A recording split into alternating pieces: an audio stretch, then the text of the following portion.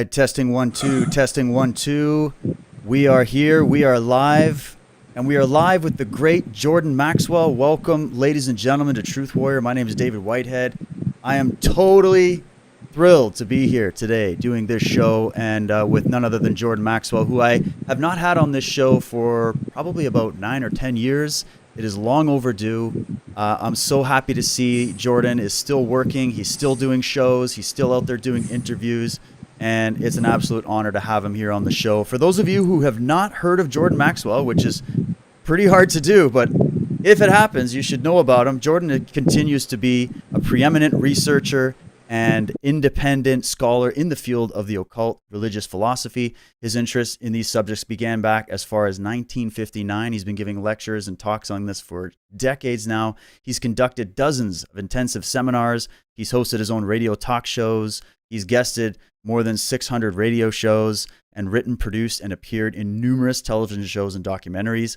And his work on the subject of secret societies, both ancient and modern, and their symbols has fascinated audience around the world for decades. Jordan covers areas such as astrotheology, sexual symbolism in world religions, the foundation of modern-day religion, secret societies and toxic religion, world mysteries, ancient and modern, ancient symbols and occult emblems, and on it goes. The man is a very eclectic scholar. And Jordan, I'm so happy to see you again. I'm glad you're doing well. And welcome to the show. Thanks for taking time to join me today, my friend. Well, thank you, David, for having me back. Always a pleasure to be with you, and I thank you for the opportunity to talk to people about something that's, taken my whole lifetime to gather the kind of information that I deal with.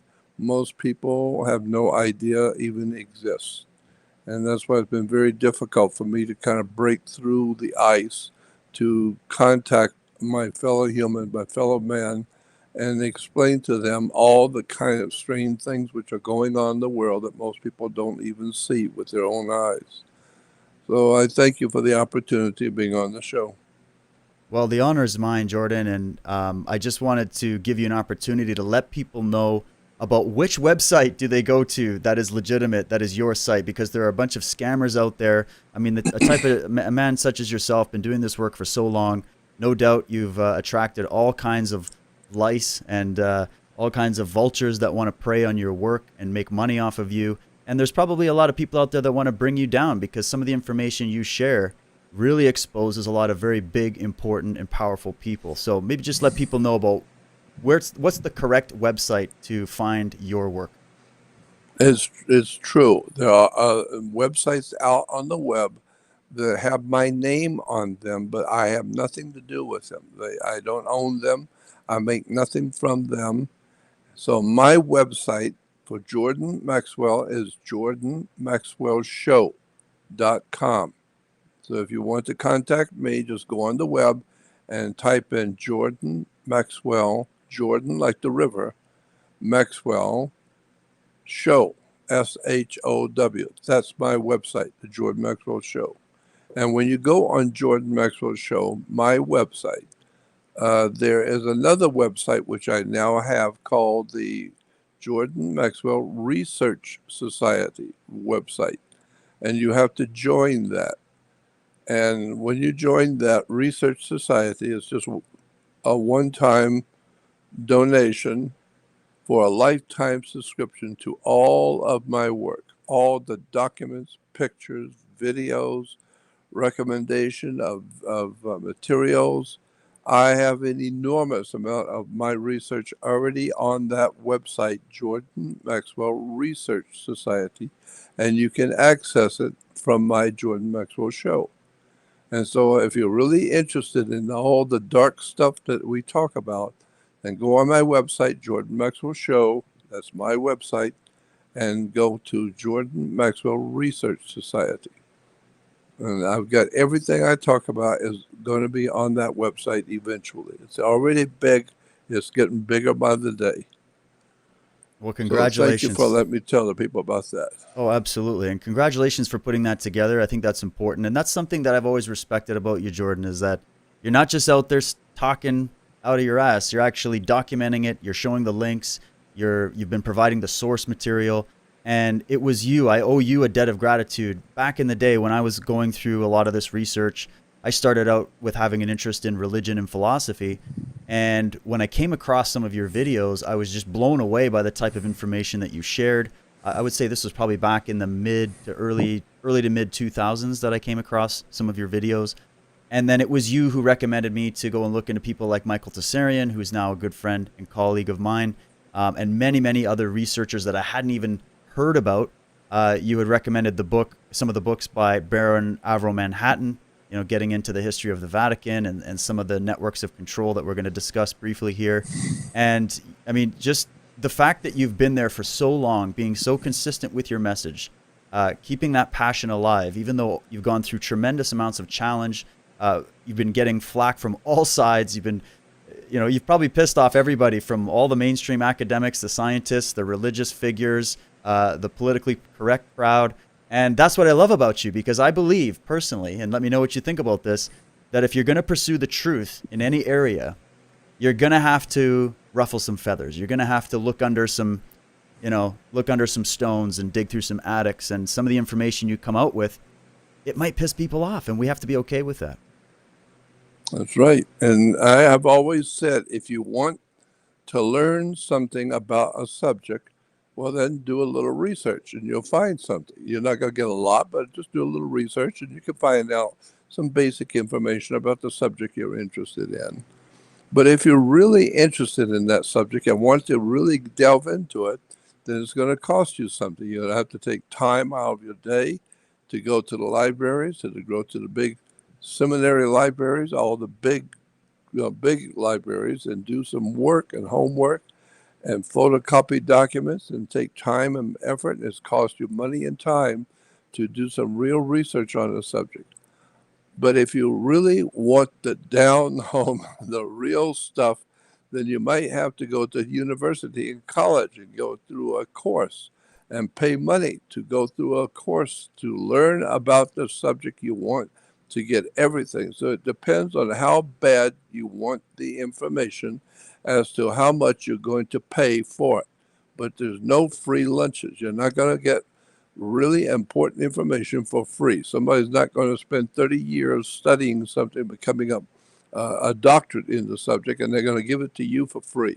They just download everything and give it to you, and you get it for free and go out and drink your beer, and you got everything it took him 30 years to get. No, that's not the way it works. If you want something, you're going to pay for it. And so I wanted to know what was going on a long time ago, back in 1959, some 60 years ago. And today, at almost 80 years old, I now look back on the past 60 years and see how I have spent my whole life investigating the dark secrets and mysteries of the world we live in. And so many people have no idea in the world how dark the world really is. They have no idea how devious and dark and profoundly evil power really is. And so that's what I've been trying to do, and I'm doing it by myself. And I have been ripped off, and all kinds of problems I have to deal with every day, not the least of which is being broke and having nothing, because I own nothing and have nothing, because I spend all of my time, effort, and money pursuing my work. And it's only unless and until you in that concept and that idea of someone dedicating their life to their work day in and day out, and they're locked into their desk. And then one day, when they're late in age, they wake up to find out that yes, you have done what you wanted to do and you have spent your life where you wanted to do it, but now it's going to cost you, because now at an age where you can't earn a living, you cannot go out and do the things you used to do, and now your life is dependent on other people to help you. And that's where I am today. So I just do the best I can by talking to people on radio and doing lectures. I've been all around the world lecturing to large audiences. And now I find myself today sitting on some of the most important stories that you will ever that I'd known about for many years, doing research on, but I'm not in any position to do anything with those stories. So I guarantee you, when I leave this world, which could be soon, I'm going to take with me knowledge of things that have been going on in this world that nobody has any idea in the world about. And I would love to be able to leave a legacy of stories and information that people have never heard before and would help the whole world to know how the world has actually been run going back thousands of years. And I've been in the company. That's what I say I bring to the table. Not that I am so wonderful and so intelligent, but it's the people that I have met in my strange life, that I have learned so many interesting and incredible things going on in the world. Love to have the rest of the world and share it with mankind, the things which I have learned. But that you can't do. That's not very easy to do. You got to watch what you say in public. Because if you know something you're not supposed to know, you better keep your mouth shut. Because in America, you can be killed for what you know. You can die talking about things you're not supposed to know about. And especially if you're going out in public and talking about it. And that brings up the fact that why do I have a second website on my first website, which is Jordan Maxwell Show, as I said, but I have a second one that you have to join called Jordan Maxwell Research Society. The reason I have that website is because lawyer friends of mine have told me the kind of documents and the kind of stuff you're dealing with pictures and documents exposing some profound things, it would be very unwise for you to put those documents and pictures out into the public because the government is empowered to protect the public. That's what they say they're empowered to do. They're here to protect the public. No, they're here to rape the public. They're not here to protect anything. But that's what government says. They're here to protect the public. And one thing that they can do is they can shut you down when you talk about things government does not want you talking about in public.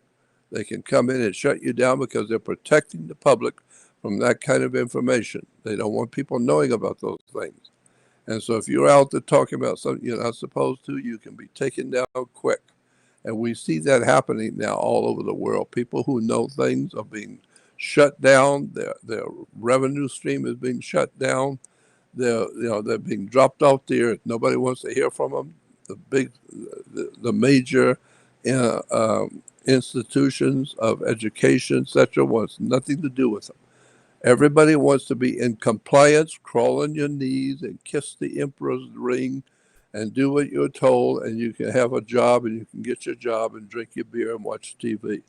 But if you want to be on your own and by yourself and start looking into the dark side of this world, you're going to pay a price. The more you get, the deeper you go, the bigger the price is going to be. And one day, if you don't watch what you're doing, you're going to pay with your life. So I've known that all my life since I was 19 years old. I'm almost within a year of being 80 years old right now. And since I was 19, I have realized that I chose for myself a very, very difficult road to hoe. All of my life, I have lost everything, had people continually harassing me, calling me names, stealing, ripping me off, lying about me, circulating all kinds of stories and unfounded stuff about me to destroy my name, my work, my reputation. And today I live in one room right here with nothing. One room I live in with nothing because I have dedicated my life to do one thing, and that is study the dark side of the world in which I live. I'm fascinated with mysteries and lies and deception that we live under. And my God, the world is filled with lies and deception. You have no idea in the world how dark the rabbit hole really is. Well, let's go So down that's the what I rabbit do. hole. Let's go down the rabbit hole, Yeah. Jordan. I mean, your time is valuable, and I want to make the most of it here. And I hear what you're saying, and the sacrifice that men such as yourself and many before you that you've referenced have paid with their lives or paid with their reputations or paid in other ways to expose the truth about what's going on. And the old saying goes that the truth sets you free. It sets you free from the That's lie. right. And if people are living and operating under a lie, how can they make positive choices in their lives? How can a public or a citizenry build a culture and a civilization if it's founded on lies? And so it's important to look at the ugly side. It doesn't mean we're fear mongering. It doesn't mean we're trying to freak everybody out. But unfortunately, this is just the world we live in. And so, where would you like to start? I mean, you've been studying the matrix of power and the matrix of control before the movie The Matrix was even a sparkle in somebody's eye. You've been looking at this for so long. If we were to say, all right, we know we've got this thing called government. We know we've got these different political banking cartels. We've got gang violence. We have a white market, a black market. We've got, if we go to the Vatican, you have the white pope and the black pope. We've got all these Mm-hmm. different things. Where would you begin if you were to describe in general how the world really works and the matrix of power? It's all based on conspiracy. And this is Ooh, why the CIA has promoted the idea that anybody who's talking about how this dark world really operates, they're called conspiracy theorists. Unless, of course, they come after you. If the government comes after you and charges you with conspiracy, it ain't no theory. The right. CIA and FBI comes after you and to nail you to a cross and throw you into prison for conspiracy and fraud, that's not a conspiracy theory. Now, when they come after you and say conspiracy, they're saying they can prove there's a conspiracy. Well, I'm saying I can prove there's a conspiracy in government, and you don't have to be a Nikola Tesla. All you have to do is have an open mind, because your mind is like a parachute. It don't work if it's not open. Right. Once you see how the world actually works and what the words mean and that you use every day, it's an extraordinary story of betrayal, how the human race has been betrayed, lied to, and deceived, and you bought into a system because you came in as a baby and you didn't know any different, and you just learned from day to day from your parents and from your friends as you were growing up as a child, and you learned what to say and what not to say, how to live and what to do and what not to do, until finally you become a teenager, and now you're under pressure from all the other teenagers to act a certain way and think a certain way. And then when you come into being young people, college age, you now have to concern yourself with getting a job and learning how to operate among corporations, and before you know it, there comes a day when you're very old and you're very tired, in your 80s, you look back on your life and you think, I have never been able to make a decision in my life for myself. I was always doing what other people thought I should do. And now today, sitting in an old folks' home, dying at 90 years old, now I realize all the people I listened to are all passed away. They're all gone. And now I have gone nowhere. I accomplished nothing. I just listened to all the goofballs and people all around me that didn't know what they were talking about. I bought into what they were talking about. I trusted them. And today I am nowhere. I have nothing. I own nothing. I've got nothing. And I wait to leave this world. Look what I've done to my life. If I had just understood individuals are very powerful and stood on my own and did my own thing. If I failed, at least I did it myself. Mm. And so that's what I decided to do when I was 19 years old. I came to California when I was 19 years old, and I got involved with some strange knowledge and incredible people, and I began to learn things I could not believe. And then I started having other world experiences, learning things that most people will never hear. Mm. And so the more I learned, the more I wanted to talk to people and tell everybody what I have learned. Stupid of me, because most people don't want to hear this. And they'll call the authorities on you. They'll talk about you behind your back and laugh at you and mock you because you're talking about things that they don't have brains enough to understand. So I've had to pay for what I do. Do you think it's because So people are, their natural instinct is a fear when it comes to this stuff? Because, I mean, think about this. Some of the subjects we're going to talk about today would be, obviously, we're talking about conspiracy here. And then also this otherworldly or extraterrestrial or whatever presence that we're going to get into here. These are the two things that if you talk about this with your average person, if you go to some university and try to talk to a professor or an academic, or if you go to a religious institution, everybody will hate on you for talking about this. There's a that's conspiratorial right. element for sure, but is there also maybe a blind spot in human beings where because it seems so far out of reach for us, it seems so impossible, and because there's this feeling of a lack of control, that we put this blind spot on our own minds, and that's one of the reasons why anybody that wants to talk about the truth about it is going to be completely lambasted and ridiculed. Of course, and that's what the whole essence of our holy writings and our sacred writings in Western civilization, starting with the Bible story of Jesus. I mean, Jesus comes to the earth to heal people, to resurrect people's lives, to help them to understand the truth, and to give them spiritual guidance. And what does he get for? He gets nailed to a cross. And this is where you keep your mouth shut. Nobody asked you to come in here and help everybody by educating them. Nobody told you to come here and talk to young people and cause them to start thinking and questioning the power of government. Nobody asked you to do that. You just go along to get along and be in compliance. And whatever the government tells you, you just believe it and do what you're told to do. And then you can go drink your beer and watch your silly ball games. And stay out of the way because, like George Carlin said, the people who run this world, it's a big club and you ain't in it. Yeah. So you need to keep your mouth shut. And there are plenty of people who have lost their lives in this world, given their lives to be able to tell their fellow man what was actually going on. They're called whistleblowers. And normally, whistleblowers are not given gifts and patted on the back, they go to prison. Mm. Anybody who tries to help the human family, any doctor who's found a cure to something and wants to help his fellow man will go to jail in America. You go to prison in America. If you know something that will help your fellow man, you will go to prison. You can bet on it. That's what America has become. You step out of line and stand up, you're going to get shot down with arrows. So you don't stand Absolutely. up from behind a rock and see if there's any Indians out there, because you're damn right. So stand up and show yourself to the world and watch how many people shoot arrows at you, and watch Yeah. what happens to you. Government comes in and throws you into prison, throws you into jail. People mock you, laugh at you, take everything you've got. And if you have been successful, they'll rip you off and steal everything you've got, and ultimately mock you and throw you into trash.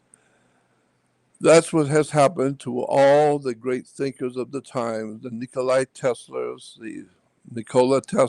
the Royal Rifes, the great scientists and physicists of the world, the great philosophers. They've all had to commit suicide, or they were helped to commit suicide, because government cannot stand people who are intelligent. They don't like trying to control intelligent people. It's very difficult to do. If you try and educate people as they're growing up and show them how to think and where to go to learn and to understand how the world works, it's going to be very difficult for the criminals at the top of the list to control you in government, because you're too smart. You already know what's going on and you're not going to buy it. And that's why government will do something to you. If you're out there trying to wake people up, they will do something to you. You will be found someplace in an alley with a gun, 4 or 5 gunshots in the head, where you tried to commit suicide 5 times.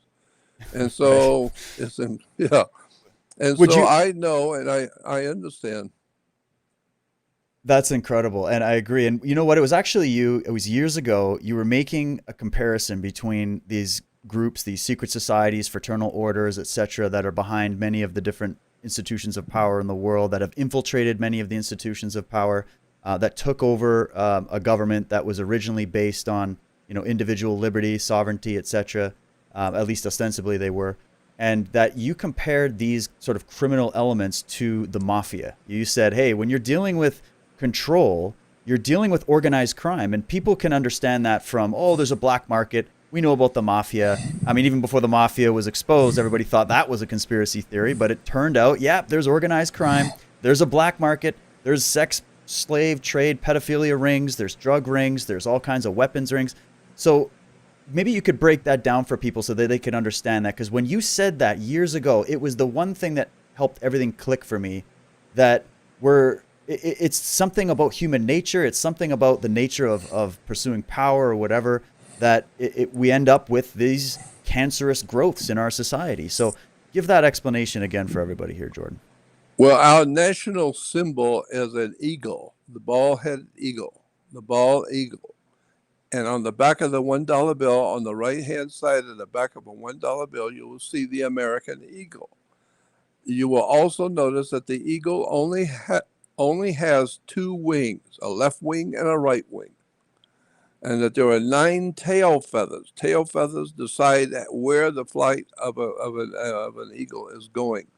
There's 9 tail feathers because it represents the Council of Nine, a Mm. secret society of high degree Freemasons and very powerful people in the world, and what we would refer to as organized crime, organized banking systems, organized criminal systems that run the world you live on. And they are not going to allow you to open your mouth and say anything about what they're doing. But today it's kind of messy that when they try and kill you, that gets messy. So today they would rather just sideline you and make you look like a fool, and make sure you don't get on any shows. Make sure you're not heard by anybody, and sidetracked so that nobody will listen to you. Everyone's mocking you because everybody's calling you a conspiracy theorist. I'm not a conspiracy theorist. I'm a conspiracy analyst. I Mm. like to analyze the world I live in and use my head, and don't listen to all the experts who have gotten their degree in the university. What do you talk about a degree?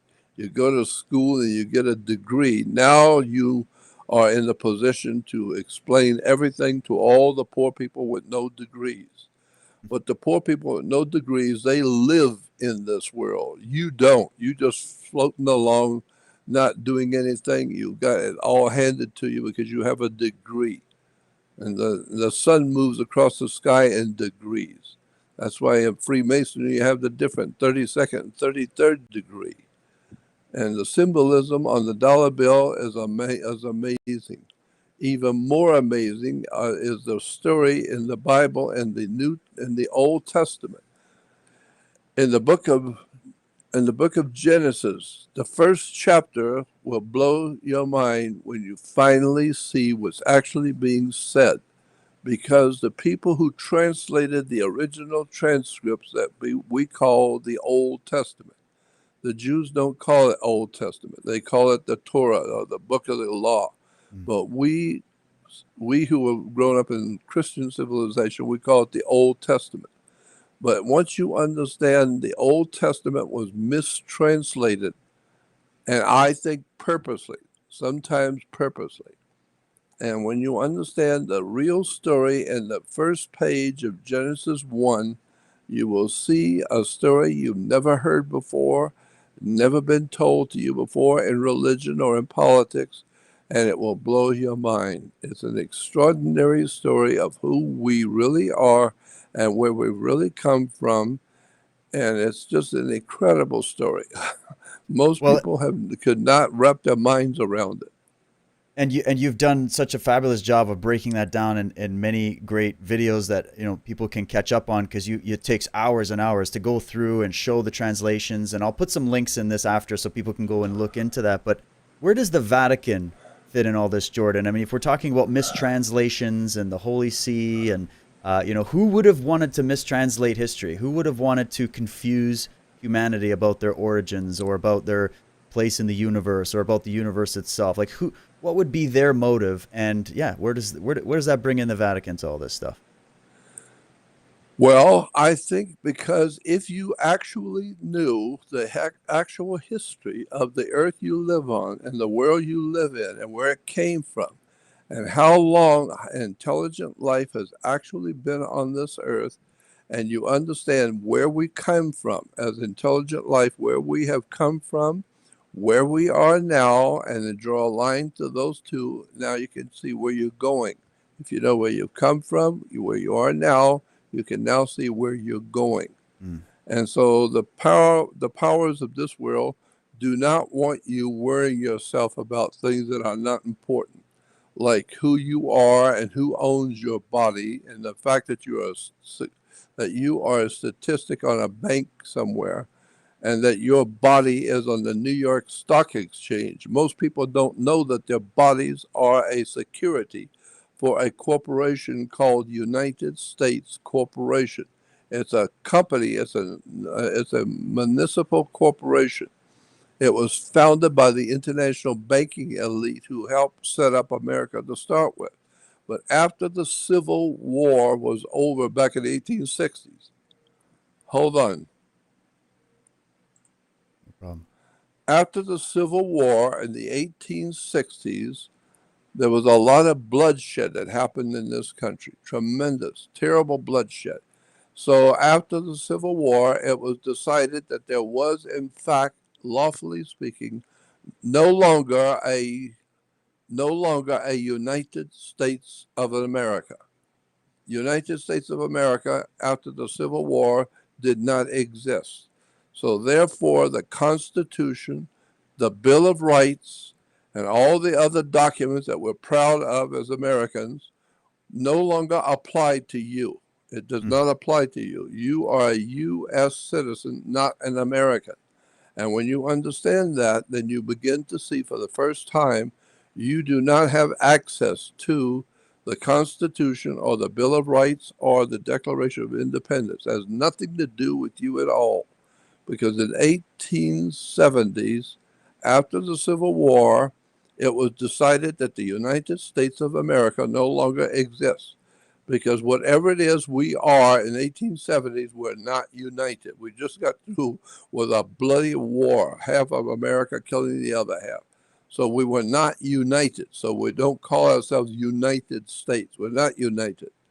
There's still hatred going on in the South and North, Mm. and bigotry and all that kind of thing. So we're not united. Well, then what are you going to do with the millions of people who are still alive?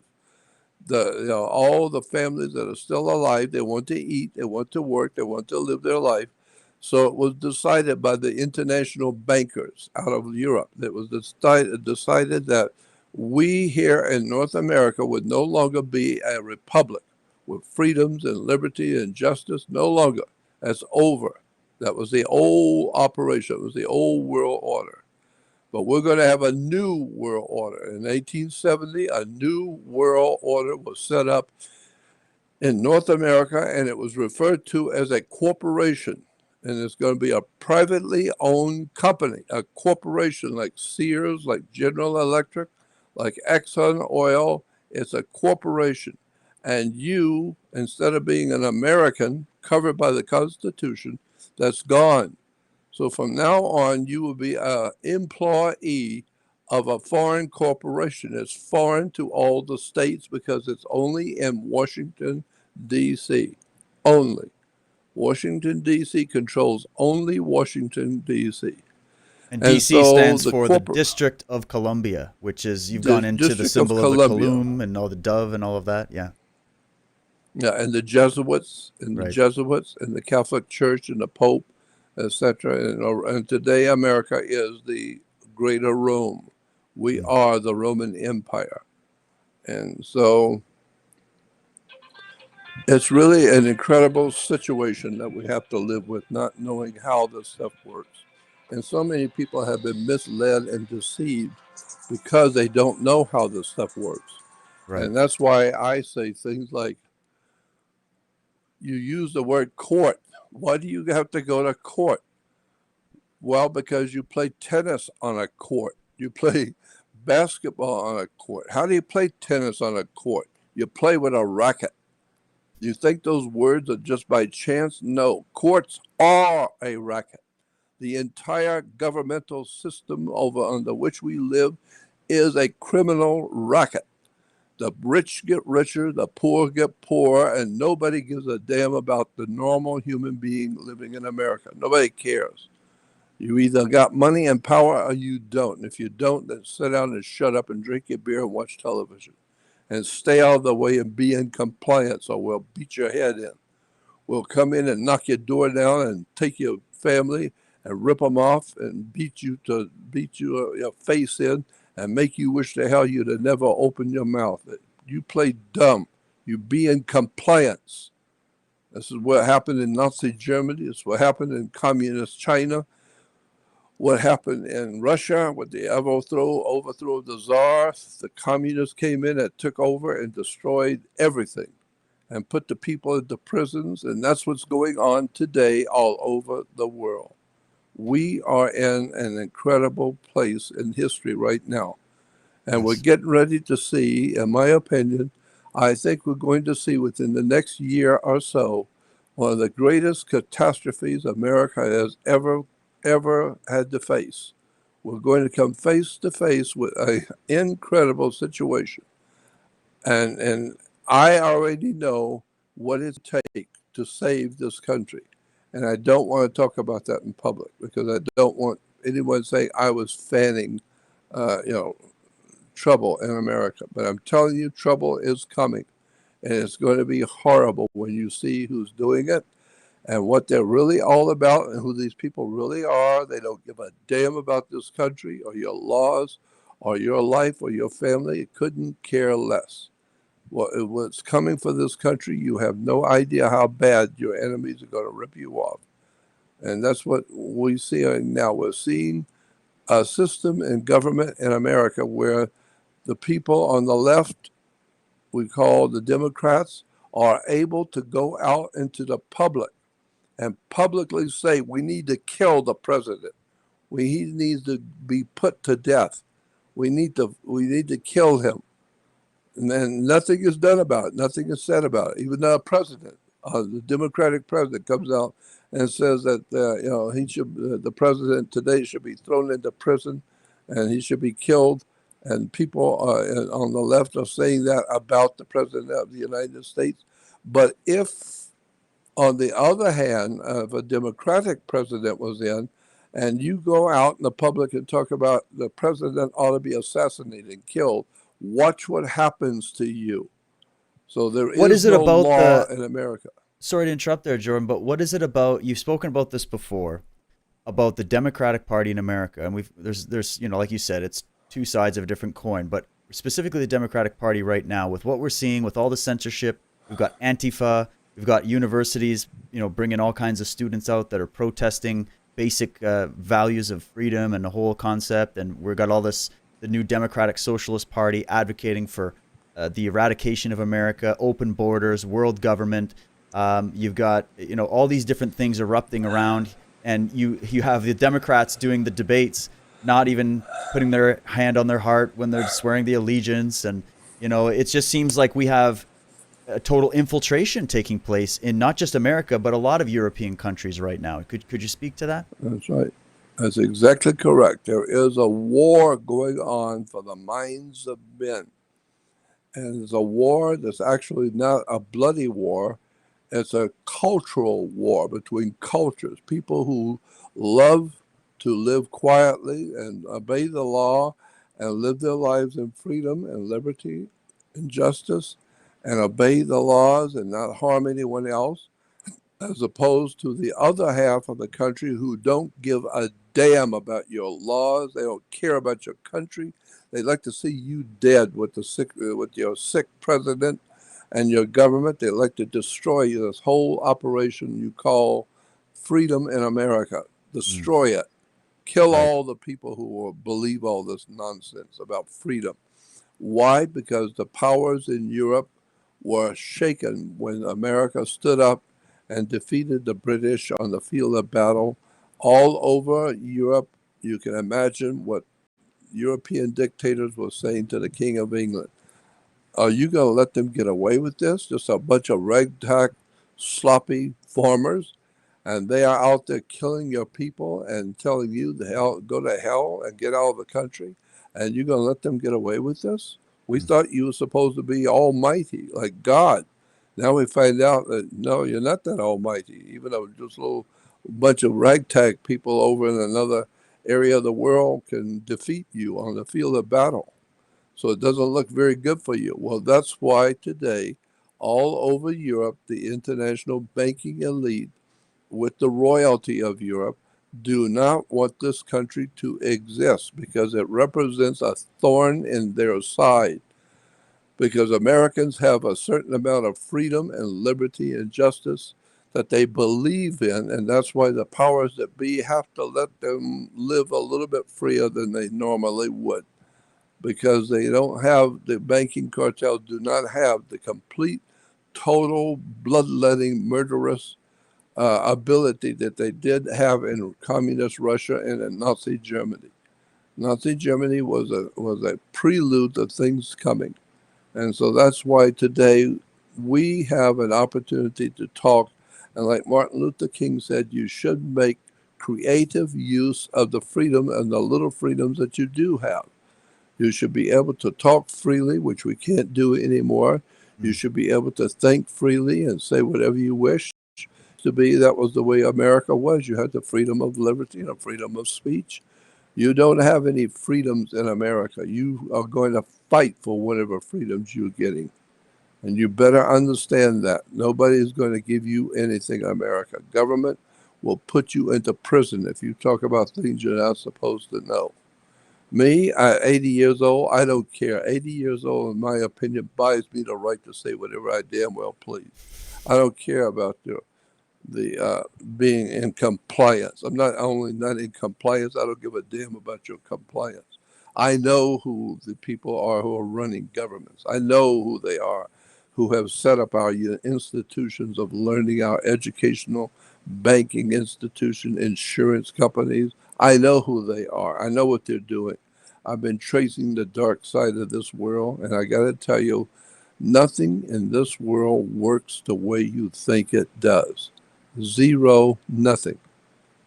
You have no idea how this world actually works.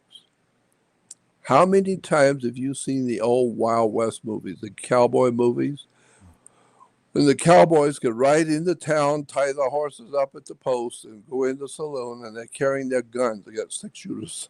They got guns on their hips. And did they have permits? Did they have to get a permit to wear the gun? Hell no. They just wear the gun. You got a problem with it? Talk up. Open your mouth and tell me what you don't like. We'll go outside and finish it. And so that's why in the Old West, under the United States of America, if you were in the Old West and you were carrying a gun, if you go in a bar and you have a falling out with somebody in the bar, if you can't settle it like gentlemen, then you can, if you want, go out in the street and settle it right now. And it's called a duel. You draw on the other person. One of you is not going to see the sun come up tomorrow. But that was legal. It's lawful. And the sheriff couldn't do anything about it. There's a whole new kind of thinking that was developed with the founding of the United States of America. Every man, woman, and child was said to be a sovereign. You have the right of the King of England. And that's why all the king in Europe could do a lot of things. One thing he could do as a king, he can arm himself. He could have an army with all the military equipment. He can arm himself. Why? Because other kings might want to come in and mess with you. So you have your own armaments to in-house security. Well, it doesn't mean that if you draw on somebody, if you go out in the street with somebody in a duel, it doesn't mean you're going to win. It just means you're a king and you decided to deal with this yourself. And so whatever happens is whatever happens. Maybe he kills you, maybe you kill him. But the law says that you have a right to defend yourself because you are a sovereign. And the King and Queen of England can arm themselves, and the Queen of England can be crazy. But if she gets up one morning and decides to go to war with France, it don't matter if it's smart, if it's stupid, not going to win. It doesn't matter. She's still the monarch, and she will decide that. And you will do what she tells you to do because she decided to go to war, whether you like it or not. So that's the way it happened in the bar rooms of the Wild West. Two guys go outside, they're going to finish this off right now. Somebody's not going to go home. Somebody's going to go to the graveyard tonight. We're finishing it now. Why? Because we had the right to carry guns. We had a right to protect ourselves. And so today, the left-wing Marxist-Leninist Soviet communist thinking in America is that people have no more rights to do nothing. You don't have a right to do anything. You do not have recourse in the Constitution, in the Declaration of Independence. You don't have those documents to back you up because you're not an American. You are a U.S. citizen. You are an employee of a foreign corporation. It's a company now.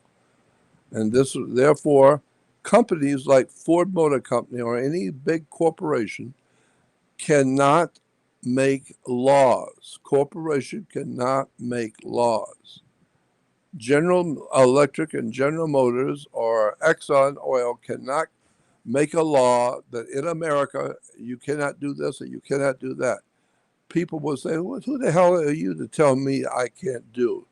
You're just a corporation. You're just a company. And who do you think you are telling the whole country that they must do this, they must do that?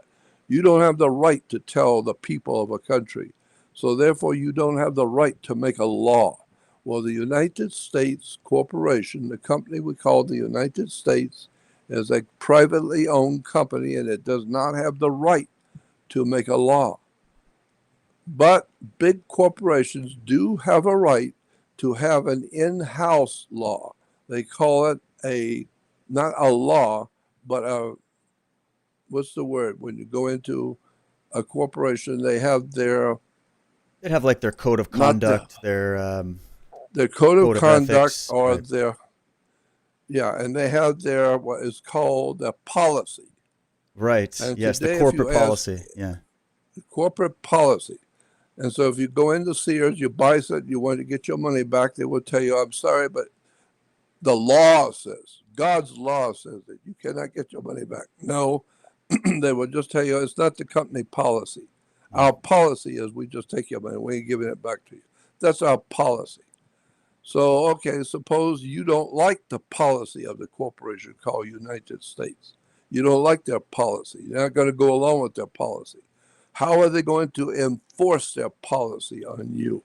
They're going to enforce the policy because the people running the government are not governmental people. They are corporate members of a corporation.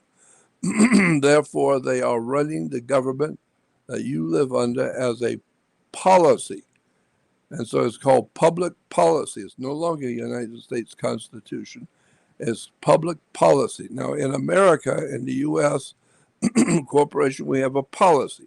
And the policy says you don't go through a red light, you don't do this, you don't do that, you don't shoot a firecracker off without permission, without getting a written permission from the government. You don't do this, you don't do that, where you park your car and what you do and can't do. It's our policy. So Or how what do you you can back say and up your what you can't policy? say, right? They have a policy about speech. You can't say this. You can't criticize anything. That's the media's job, and the media is another corporation, right? That's right. They're all corporations. Now, how do you back up your policy? It's with police. Police back up the Policy. policy for the politicians. P-O-L-I, politician. Police, policy. It all has to do with the policy. It's not the law because corporations like United States Corporation and Washington, D.C. cannot make up law. There is no law. But if you are a member of the corporation, they can tell you what time you have to be at work, what time you can go to lunch, and what time you can go home. And you don't like that, then get out and go out in the street, and you don't have to listen to them anymore. But you don't have a job either. Yeah, exactly. So Exactly. that's the way it works today. If you don't like what's going on in this country, you are an employee of a foreign corporation. You're just an employee of a corporation called United States Corporation. And that makes you, according to the way law works, that makes you then a corporation yourself. That's what people don't understand. Your body as a security on the New York Stock Exchange. You had no idea. Did you know that you're worth about $4 to $6 million right now on the New York Stock Exchange with your body? All you got to do is look on the back of your Social Security card, and on the bottom you'll see some numbers. Then you contact the Securities Division in Washington D.C. and tell them that you were cleaning your mother's attic and you found a piece of paper with a security, and want to know if it's any good and how much is it worth. And they will say, give us the security number. And so you give them the number on the back of your Social Security card, and then they go into their computers and come back and say, yes, that belongs to David Whitehead. Oh, really? Yeah. And how much is it worth?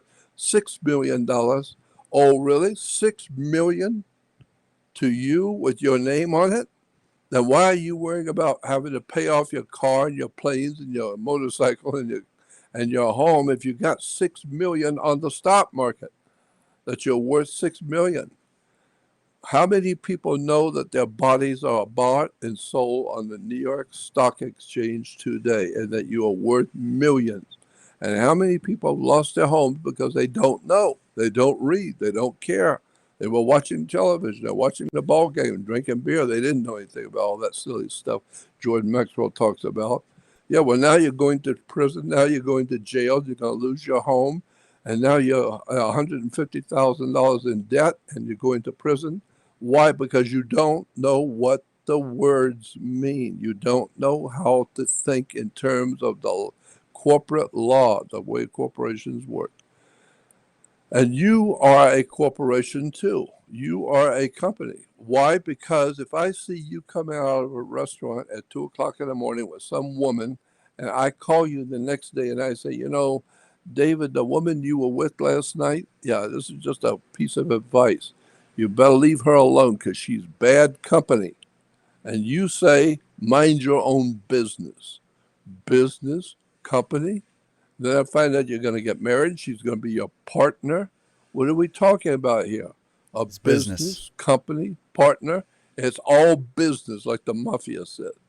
I like you personally, but the boss says they've had enough of you. So I Yeah. got to take you out. Why? Because it's just business. You're getting in the way of making money. So it's just a business. So therefore, when you get married, it's a business. That's why you have to have a business license. You got to get a license to get married. Why? Because it's a business. Thank God who you're marrying is none of my business. Who I sleep with is none of your business. But it's a business, right? And so It's we say crazy. that it's none of your business, right? It's Right. none of your business. What are you talking about, business? Why? Because you go to a law dictionary and look up the word commerce. Look up the word commerce because in people's mind, commerce means business. No, look it up in a law dictionary. What does commerce mean? It's sex is referred to as commerce in law. It's a business. It's a dangerous business. It's monkey business, and thank God it's none of my business. But it's a business. You don't think so? It's supply and demand. That's why when you're getting married, you have to have a license. It's called a business license. When you buy a new car, you go in and buy a new car, you get with the car something called an operator's manual. Why? Because it's in the glove compartment, an operator's manual. The manual tells you what you can do with the car, what not to do, when to change the oil, and all that. Why? Because you're an operator of a motorized vehicle. So you get an operator's manual.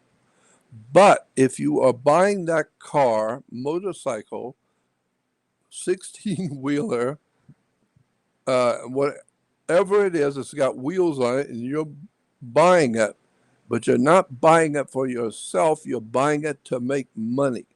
So if you're buying that car to make it into a cab so you can make money, that's different. Now you have to have a license because what you're buying those wheels for is to make money. And you're talking business. So you got to have a business license. That's why you have something called a truck driver, a bus driver, and a bus driver, truck driver, cab driver. A driver is someone who operates the wheels for money. And so you have to have a license. You have to have a driver's license. And so, but why? Because you're in business. If that was just your personal car, you don't have to have a license. But people don't know that. I'll tell you It's some incredible. other little interesting things that people don't know. For instance, I have watched with my own eyes people do certain things, and then I find out how they did it. And I'm shocked to know. When a cop pulls you over, if the police pull you over in the traffic and they're writing you a ticket, okay, as they're writing you a ticket, they are writing the ticket, not you. Then they sign that ticket and then they hand it to you and you're expected to sign it. He signed it first. You are a co signer on a bill in commerce. And so, therefore, if I want to buy a TV and I don't have the money, I bring you with me and you co sign for me. This shows that if I don't pay for it, you can't. You pay for it. So you're the co signer for me. Well, when you sign that ticket, you're a co signer for the cop who wrote the ticket. You take that ticket, photocopy it, send it to the Secretary of State and say, I have decided I don't want to co sign for this guy. I don't want to co-sign. I was talked into it, but the more I think about it, I don't want to be on the record to co-sign for him.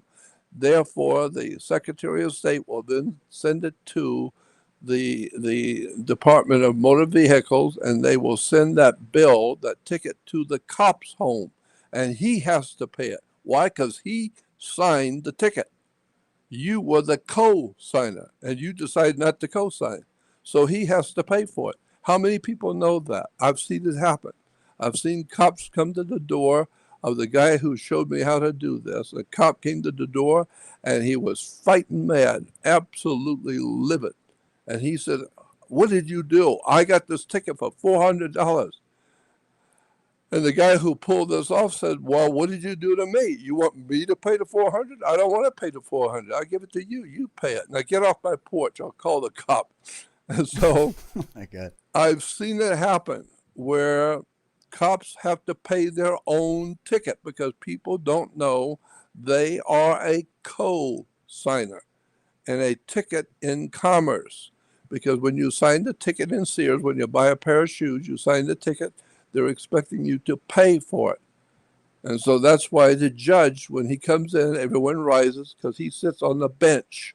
Look up the word bench in an encyclopedia, a dictionary. A bench is a Latin word, B-E-N-C-H. Bench is a Latin word for a bank. This is why if you don't show up when you're supposed to be in court, they'll put out a bench warrant on you. Not because of the law. The government doesn't care whatever it is you did. They don't give a damn. But the bank wants the money. They were going to give the money that you have to pay in the court to the bank. And the judge rules for the bench. He rules from the bench for the bank because the Latin word for a bank is a bench. So the bench warrant means the government don't give a damn about you, but the bank does. The bank was expecting to make some real money off of you. You're going to pay a heavy fine. You're going to pay a fine in court, and it's going directly to the bank. Where does money go when you pay a bill? It goes to the bank. That's And incredible. so, yeah. Well, I mean, and there's It's probably so many other things, in terms of commerce law, the business, all of that kind of stuff. But Jordan, I wanted to spend a little bit of time expanding it a little bit further out now. So we've talked a little bit about some history, politics, business, banking, how all that plays in, the international crime syndicates that sort of came in like pirates and took over free countries and subverted people's constitutions.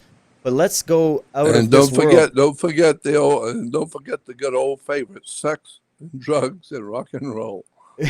Well, It's that's all business. it's all business. Exactly, exactly. But now if we just deviate, because I know we're coming up on the time and I know your time is valuable, I wanted to finish off with the ET question with you because we have what's happening with human affairs on the planet.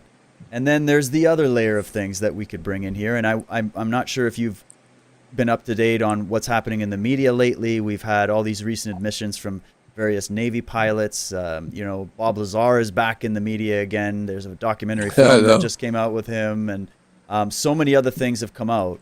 And I wanted to know, you've been talking about this stuff for a long time. You said yourself you had some experiences. But when it comes to the question of ET and UFOs, I've got some people asking here. I promise I'd ask you, what do you got to tell people about that? How much time do we have left? As much time as you want. I'll keep it going as long as you want. Okay. First of all, the question has to be asked, did you know that Genesis, the first chapter of the book of Genesis, was mistranslated? The words do not mean what you think they mean. It was mistranslated because in the King James Bible, that is called the King James Version. In other words, the King James allowed you to read this one. He didn't allow you to read anything else, Airhead. You are subject to the king, and he's allowed you to read this one. Why? Because his people wrote it, period. That's the bottom line. So it's a King James Version. Well, in the King James, Genesis 1:1 is mistranslated. It does not say the same thing in the Hebrew Bible. Genesis 1:1 does not say the same thing that it does in the English Bible. Why? Because the translators of the King James Bible were great on the King's English. They weren't that hot on ancient Greek and Hebrew. And they didn't realize that there was no Hebrew language. There is no such a thing as a Hebrew language. There is a language which the Hebrews speak. The people we call Hebrews speak a particular language of their own, and that language is not Hebrew. We call it Hebrew because Hebrews speak it. No, it's a Phoenician language. The Phoenicians were the Canaanites. The Canaanites had a language called Phoenician, and the Phoenician language gives us our word phonics and phony from Phoenician, phony and phonics. And so the Hebrews spoke the Phoenician language. But if you go back to the Old Testament, what we call in Christianity the Old Testament, Genesis 1:1, and the first page of the Bible, and read it in the Old Phoenician language, read it in the Old Hebrew language, what we call Hebrew. It doesn't say the same thing at all that it says in the English translation. Because in the English it says, in the beginning, God created the heavens and the earth. Well, God in Hebrew or Phoenician, the word God is E-L. That's how the Hebrews write God. The word is not G-O-D, but in Hebrew is E-L. El is God in Hebrew. So therefore, you would expect to go back to the old Hebrew Bible in Genesis 1:1 and see it says, in the beginning, El created the heavens and the earth. But it doesn't say El. El did not create the heavens and the earth. El is God in Hebrew. Well, who the hell created the heavens and the earth if it wasn't El? Well, go back and read it. It says, in the beginning, Elohim created the heavens and the earth. Well, Elohim, I don't know if you noticed it, is not spelled the same way as El. E-L is one thing. Elohim is totally different. Right. Elohim is referred to as a masculine or feminine plural, meaning it's like taking a comma and an S on an English word. You have car, comma, S makes it cars, more than one in the plural. So Elohim in the old Phoenician language or the old Hebrew means it's what is referred to as a masculine or feminine plural. So therefore, the correct translation in the King James should be, in the beginning, the gods made the heavens and the earth, more than one. So therefore, we are told that the Hebrews, the Jews, were the worshipers of one God. They were the first monotheistic people. No, all you have to do is go back to school and learn how to read and question things, and you will find out the Jews were never a monotheistic people. They never were. They're not now, they never have been. The Jews have worshiped many different gods, Canaanite, Phoenician gods, all sorts of gods from Africa to Asia.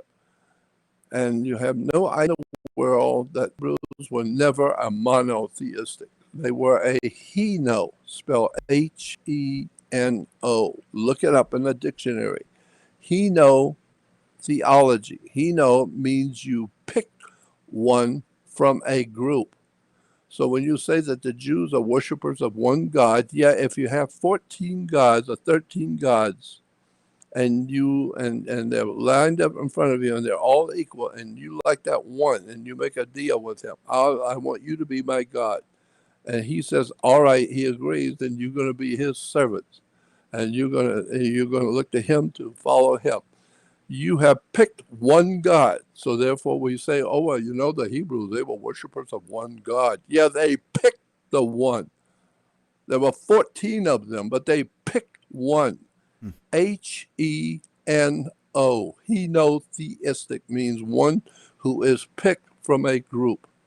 This is why when God is giving the 10 Commandments to his people, 10 Commandments says, I am the Lord your God, not the Almighty God. He doesn't say that. I am the Lord your God. You made a deal with me. And the deal was you wanted me to be your God, so I got some control over you. Here's the 10 Commandments. And so it's like a young man with a young girl. They're getting married, and they have decided to get married. So the young man says to the girl, I know there are other better looking young men out there in the world, other wealthier guys, other guys who are much better than I am, but we got a deal. And I better not catch you messing around with any other guy, because we got a deal. You said you would agree to marry me, and now we have our deal. We're going steady. So I'm jealous man. I don't want you messing with any other men. So that's what the Bible says. God is a jealous God. He doesn't want you having anything to do with any other gods. I shall not have any other gods before me. I am the Lord your God, and I shall not have any other gods before me. I didn't say there wasn't no other gods. I said I better not catch you messing with them. That's what I said. There's 14 more that are just like me, but if I catch you messing with them, I'm going to deal with you. So the Bible says, well, God is a very jealous God. That's right, he's jealous, just like a man be with with his bride. And so therefore, yeah, there are other young men out there you could marry, much better than I maybe, but I better not catch you messing around with them. That is a deal we made. We have a deal, and you agreed to it. And so therefore, when you see how the scriptures are translated and see what is actually being said, I had a rabbi back in 1960, some 60 years ago, 59 years ago. The rabbi was a very important rabbi who was very famous in America. He was a very well known rabbi in America. And I don't use his name today because today he's on the Knesset in Israel. He's one of the major powers in Israel today, but he was a personal friend of mine. And he said to me back in 1960s, early 60s, 61, 62, before Kennedy was assassinated, I was talking with him on the phone. And he said to me, Jordan, there's no place in the Old Testament, what you call the Old Testament. We don't call it, Jews don't call it the Old Testament. We have a different name for it. But what you call the Old Testament, there is no scriptures in the Old Testament that says God created man. I don't know where you Christians have got that idea, but the scripture does not say that in the Old Testament anywhere. It doesn't say God created man. And I Interesting. said, well, I thought that that was the idea I was taught, is that God created man. Well, I'm sorry, that's what you were taught, but you need to go back to school, son, and educate yourself. It doesn't say that. You cannot show me one scripture in the Old Testament that says God created man. Because why? He explained to me, man in Hebrew is ish. I-S-H is a man, or men in the plural. I-S-H is a man. So when you go to Genesis 1:26 and 1:27, where God says, come, let us make man in our image after our likeness, right? That's what the scripture says. God says, come, let us make man in our image after our likeness. Go back to the Hebrew and read it in 1:26 and 27 in the Hebrew Bible. It doesn't say, come, let us make man, because it would say, El, E-L, God said, come, let us make Ish.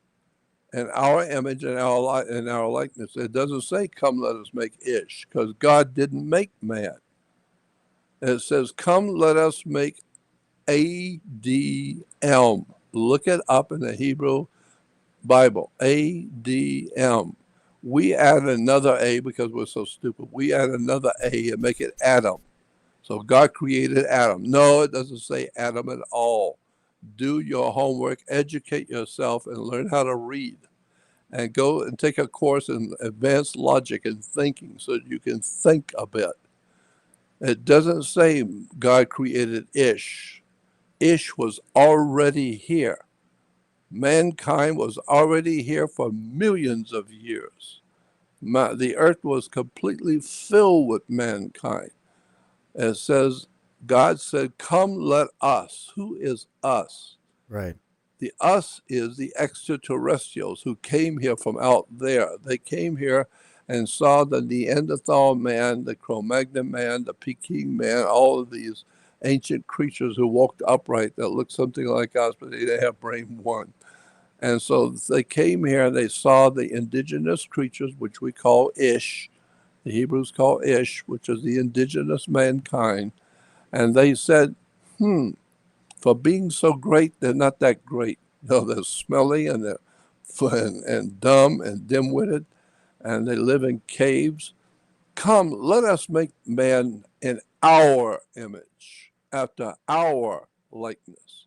Let's make this poor creature look like us and be like us. Of course, he ain't never going to be like us. But let's make him a little smarter so he can work for us. We're not going to give him too much of a brain. But let's make him smart enough to go to work every morning and pay his bills and pay his fines and pay his tickets and pay his taxes. Let's make him look like us.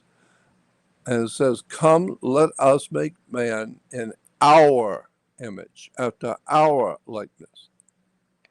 But it doesn't say that in the Hebrew. It says, "Come, let us make ADM, in our image, after our likeness," meaning that the indigenous man was Ish. Indigenous mankind was all over the world. Somebody came from out there a long time ago and asked any 8-year-old Christian kid, "Do you believe in God?" "Yes." "Where is God? Where does God live?" "He lives out there." "Do you believe in angels?" "Yes." Where are the angels?" They're with God." "Well, where's God and the angels?" "They're out there." "Why?" "Because they're in heaven." That's what you call heaven. It's out there, Well, which and there's means many. God Sorry, is. just to add a point to clarify a bit more what you're saying, Jordan. There's other scriptures as well. I mean, we're just looking at the Bible. There's so many other ancient texts from around the world that talk about the Oh, same heavens, story. yes. Like if you go into the Sumerian creation epic, there's an interesting quote that Michael Tessarian had pointed out to me years ago, and he said, "Check this out." It says that I will create a primitive, man shall be his name. I shall create a primitive worker, and he will be charged with service to the gods, that they might have their ease. And these ancient texts from all over the world are filled with this kind of discussion. Yet everybody looks at it as Precisely. myth, right? Yeah, myth. Yeah, you better go back and do your homework. Myth. I Yeah, agree. you better go back and do your homework, because one day when you wake up and find out that there are extraterrestrials on this earth and you didn't recognize them because they look like you and you thought they were just brilliant guys. No, they're not brilliant guys. They're not from this world. So you think they're You are here? They're still made in. here. There's no doubt in my mind that we on the earth are being run by extraterrestrials who look like humans. Why? Because the Bible said, "Come, let us make Adam in our image, after our likeness." Let's make him look like us and act like us. Well, we do. We act like them and we look like them, which is telling you that whoever they are that have come from out there, the extraterrestrials, if you saw one, they look like us. They look like humans. No, we look like them. They made us to look like them. And we're made to in the image and likeness of the Elohim, the gods plural, with the S on the end of God. It's a male plural. So therefore, what we're talking about is somebody from out there came here a long time ago. And the world was filled with creatures called Ish, man. Yeah, like Peking man or Neanderthal man or Cro-Magnon man or whatever those creatures were that were hairy and stupid and goofy, and they grubbed around and killed each other to eat. And then somebody came here from another world a long time ago and looked around and said, wow, look at this bunch. Look at these creatures. Let's make them look like us. How are you going to do that? Let's take a female and procreate with her. We'll put some of our DNA into her. How do you do that? Well, it's none of your business. We know how to do it. We'll put our DNA into her, and just for the hell of it, let's see what she gives birth to. Just for the hell of it. And so they gives birth to a creature which is half Neanderthal and half extraterrestrial.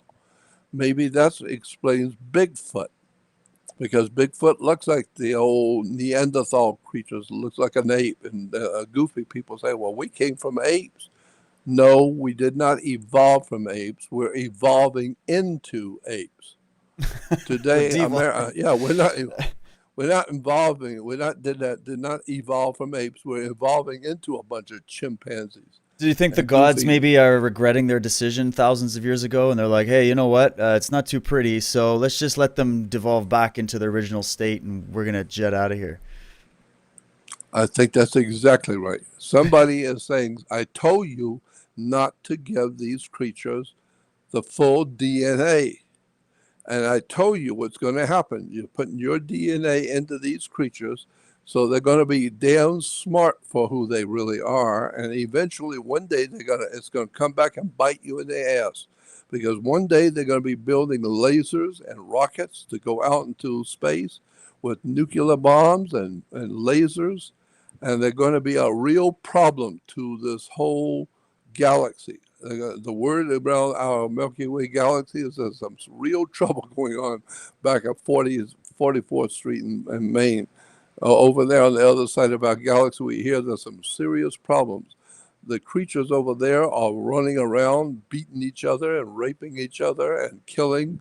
And now they got rockets that are coming here with nuclear power, and they're brilliant, and they're intellectually superior.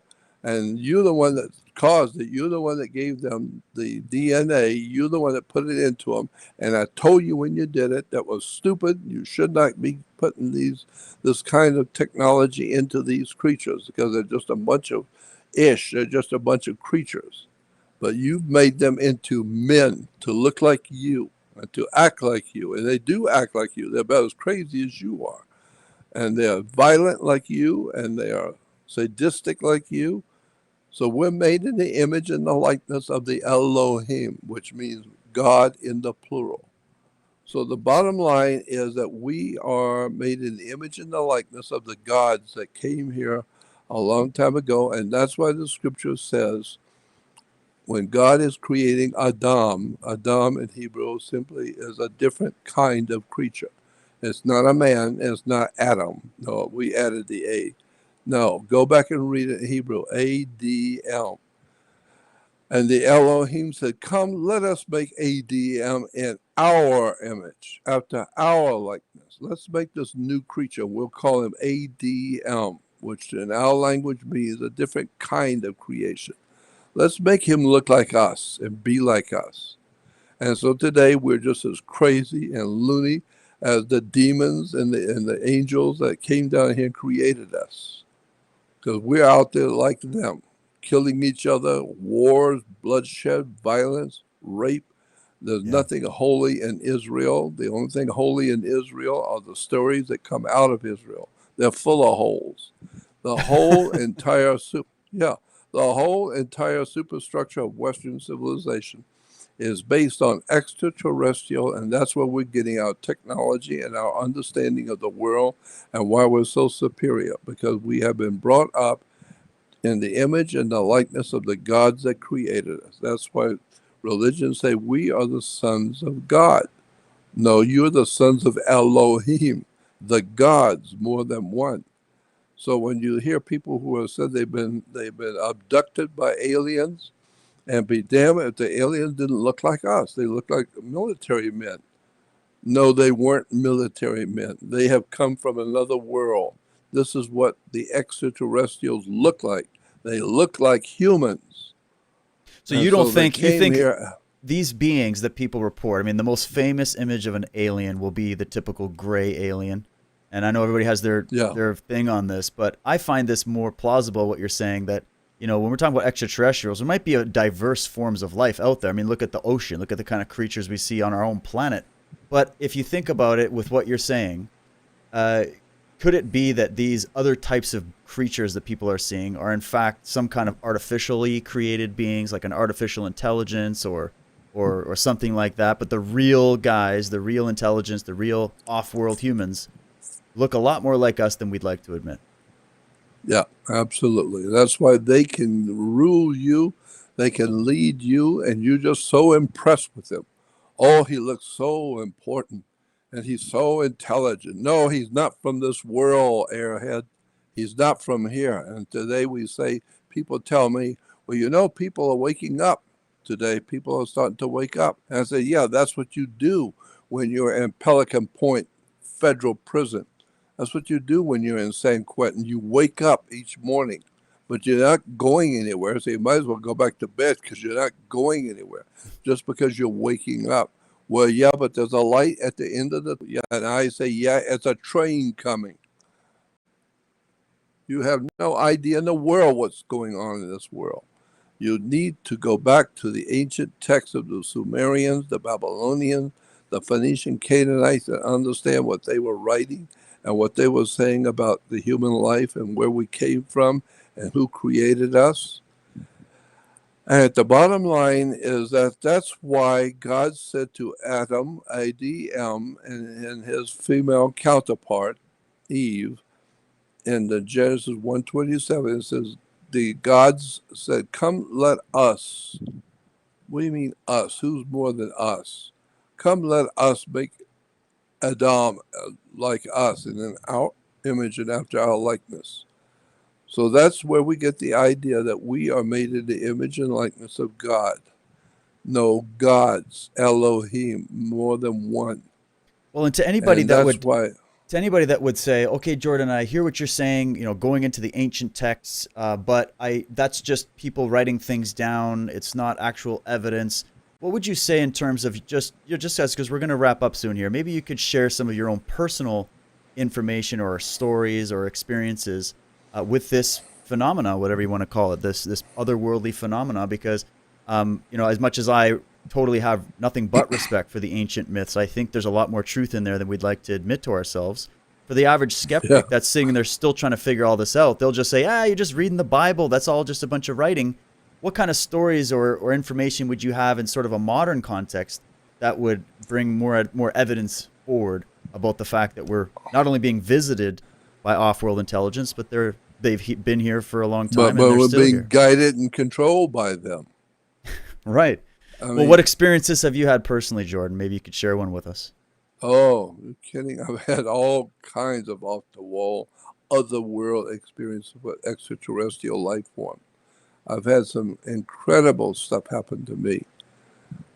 And I mean, I can go back. Probably one of the most interesting things happened to me when I was 19 years old. I grew up in Florida, in northwest Florida, and near the Alabama-Florida state lines in Pensacola. Is my hometown. And in Pensacola was one of the single largest Air Force and Navy bases in the world. Navy and Navy bases in the world was Pensacola. So I grew up with all kinds of UFOs and strange crafts and jets and all kinds of strange stuff. I grew up as a kid because that's what our town was. It was a Navy town and it was a Naval Air Force town. And so when I came to California in 1959, I was 19 years old, born in 40. So I hit Los Angeles at 19 years old. I had no idea in the world what I was doing. I was your typical, normal, everyday goofball kid who hit a big town with no money and no place to go and no friends and had no idea what the hell I was doing. I'm just here and that's it. And so I ended up going into town on weekends and going to a little Mickey Mouse restaurant, and it was in North Hollywood. Not in Hollywood, but just north of Hollywood. There's a little town called North Hollywood.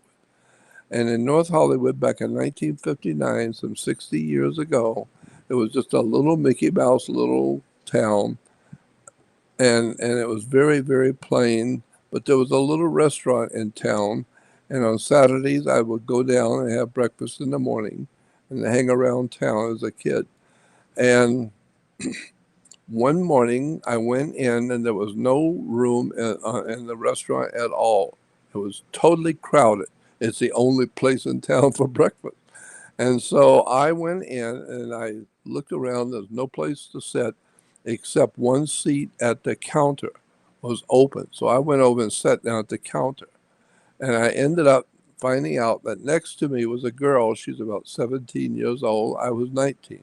So we started talking. I found out she lives close to me. I only live about two blocks from town, and she lives about 3 blocks in town, in the same area. As a matter of fact, she lives on the same street I live on. She's just a block further than I am. So when we would walk around town, we started hanging out on Saturdays and Sundays in town. She was lonely, I was too, so we had a friendship going. And so when we would go home in the evening, she knew where I lived because I got home first. She would walk another block to her home. I never walked with her, so I didn't know exactly where she lived, but it was only a block away. So one night she comes over, it was on a Friday night, and she comes over to my place, my apartment, and she knocks on my door and she said, "My dad wants to see you." And I said, "I don't have anything to say to your dad. I don't need to talk to him." And she said, my father is a very important man, and he has something he wants to tell you." Hold on. Yeah, I'm ready. I'll be in a minute. Okay. That was my lady friend I live with. Um, Is it the same girl? so she, Did you stay together all these years? no, no, no. But anyway, the girl said, "My dad wants to talk to you. He's got something to tell you." And that was interesting. I thought, "Oh, really? Okay. We'll go see what he has to say." So I went back with her. And as I was walking a block from my home, we came up to her house, and her father happened by chance to be coming out the front door when he saw us, and we saw him. And the moment I saw him, I got a profound sensation that came over me. And I knew there's something wrong with this guy. I don't know what it is, but he's not all here. Be careful with this guy. I could feel it. I could feel it coming off of him. Something really strong telling me, watch this guy because he's not normal. But I figured, well, I mean, she's a normal girl, and she's my girlfriend. That's her father, so he must be okay. So I go in with her, and we go into the front room, and the mother was in the kitchen. I never saw her that night, the first time I was there. But she had a younger sister. The younger sister was so sweet, a young girl, and the two girls sat on the floor. My girlfriend and her sister sat on the floor, and her father and I sat on a long sofa. He sat at one end, I sat at the other. And he began, and as strange as I could feel him, I knew there was something about him that's not right, and I'm feeling it. But he was so interesting and so very nice, and I was fascinated by his personality. And so he would ask me, "Well, how long have you been in California? Are you working?" And yeah, my daughter says she met you, etc., etc. So I'm feeling a little better because at least he's talking about things I can understand. Right. Yeah. And so I'm feeling better about him. And then once he gained my confidence, he said to me, "Remember back in Florida when you were 8 years old and your dad built a new back porch? Remember when he tore down the old back porch and built a new one?" And that scared me. I didn't want to show tears in front of my girlfriend, but that scared me. I was just a 19-year-old kid, and I was not expecting that because he did. My dad did build a new back porch when I was 8 years old. And he said, "Well, did he do that?" And I said, "Yes." And he said, "And One night you were supposed to be sleeping. You were only 8 years old. You were supposed to be sleeping. You were in your bedroom. And remember, you got up and you went out on the back porch and you were picking the wood because it smelled funny because it was green lumber. Your dad got some cheap green lumber to build a back porch and it smelled funny at nighttime. And remember how you picked the wood with your thumb and you picked it and put it in your mouth like a toothpick and it was smelling it because it was green lumber? You remember doing that? And I really was scared. I said, yeah, I did that. He said, I know. And then he said, well, how do I know these things? How do I know? And I said, I don't know how you know. He said, I know because we were there. We saw you. And I said, I didn't see anybody. He said, Oh that's my what I God. said. That's what I said. We saw you. You didn't see us. We've been watching you for a long time. We know who you are. We've been watching you. And he said, and then when you picked out wood, you were sitting on the back porch and you were looking at the moon and the moon was full. Do you remember that? I said, yes, I remember that. And he said, and you did what? What did you do? You talked to God, did you? And I didn't know what to say. I didn't say anything. And he said, you talked to God, didn't you? And I finally said, yes. And he said, what did you say to God? Remember, we were there. We heard you. What did you say to God? And I didn't answer. He said, I'll tell you what you said. You said to God that you wanted to do something with your life that was important. You wanted your life to have a meaning. You want to do something that's important with your life. Is that what you said? And I said, yes, that's what I said. And he said, well, we're going to bring, that's why you're here in California. Why are you here in Los Angeles? I said, I don't know why. I just had to come here. He said, that's right. We brought you here. We brought you. You said you wanted to do something important with your life. So we decided to give you a try. We decided to give you something to do with that's important in your life. You are out here because we have brought you here to do something for us. And now I look back on all of this and I'm beginning to see something going on in my life a long time ago because I had extraterrestrial experiences when I was a little kid in my bedroom. And he said, and we've been watching you for a long time. He said, you're very interested in UFOs and aliens and that kind of thing, aren't you? I said, yes, I am. He said, yeah, we know. We've been you. Oh my God, that's And creepy. he said, yeah. And then he said, you want to see some UFOs up close tonight? And I said, yeah, I'd love to. He said, and the way he said it, he said, well, that I can do for you. That much I can do. Come with me. I said, where are we going? He said, we're going to see UFOs. You said you wanted to see them. I said, I can do that for you. Come with me. I looked at my girlfriend and she was smiling at me and her look on her face was, I told you my dad was important and he's crazy. I told you that. And he wanted to talk to you. And didn't I tell you? You didn't believe me, did you? This That is was the the real look Meet on the her face. Parents. This story you're It's a telling, really Jordan, is Meet the the real Parent. Meet the Parents movie. But It's go a ahead. Meet the Parents and they're not from here. Yeah. Meet your There's a Meet extraterrestrial the parents. Parents and you're not, yeah, Meet the Extraterrestrial Parents. And they're So not he from took here. you out. He took you out, and he had said, "We're going to show you some UFOs." So he and I walked out the front door. It was about midnight now in North Hollywood back in 1959. And I go out the front door with him, and the two girls followed us. The two girls, myself, and the father. And he looks up into the sky and he begins to inaudibly talking to somebody. His mouth is moving as if he's talking. He's not, you can't hear him. And then he's talking to someone. He looks down at me and he said, I just talked to them and they said they'll be here in about 2 minutes. They're coming right now and they'll be coming from Griffith Park. They're coming from the southeast over the mountain right there called Griffith Park Mountain. They're coming from there and they're going north and they said they'll stop and see us. And I said, who? He said, you said you wanted to see UFOs and aliens, didn't you? Yes. Well, wait, they're coming. They'll be here in about 2 minutes.